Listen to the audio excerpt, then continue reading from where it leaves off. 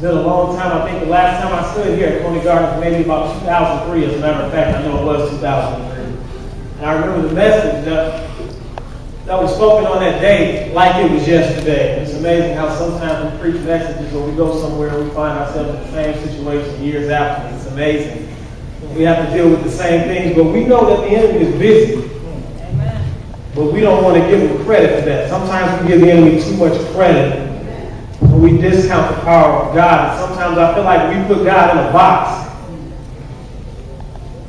because of our lack of faith. And the only reason that we have a lack of faith is because of a lack of relationship. And the only reason that we have a lack of relationship is because of a lack of communication. Just wanted to piggyback on what was said last night.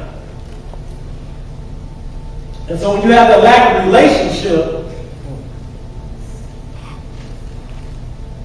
you don't know who you can trust. And so it's amazing that I have two of my buddies out here tonight, because if you tried to tell one of them something about me that was on the outside of my normal behavior, they would be ready to stand up and tell you that's not Derrick. But some of us can't stand up for Jesus the same way because we don't know him like we should. Now somebody's going to come around and they're going to take those cards. And what I want you to do with those cards, and what you put on the cards, whether it was tonight or whether it was last night or whether it was one day in the week, is I need you to picture what a breakthrough looks like on the other side of what you wrote on that card.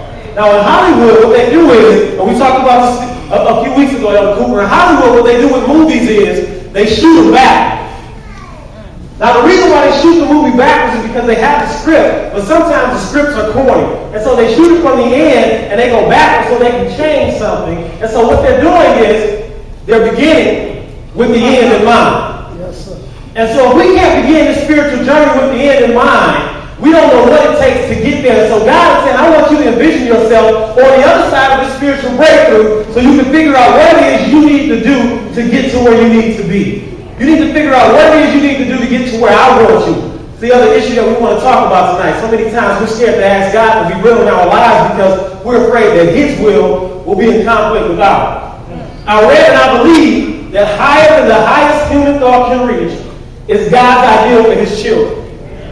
Godliness and godlikeness is the goal to be reached. Now you all know me from a long time ago, so repetition deepens the impression. Higher than the highest human thought can reach is God's ideal for his children.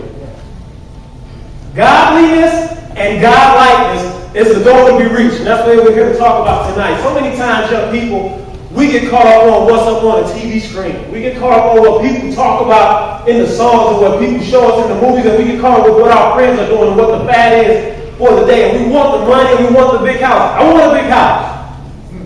I want the nice ride. 2.5 kids and a dog in the backyard.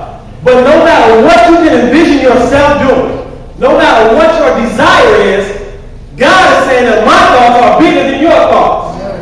So no matter what you see, no matter what you think makes you happy, what I have in store for you will blow that out of the water. And so God said, I need you to get into my will. How do we get into his will? That's what we want to talk about tonight.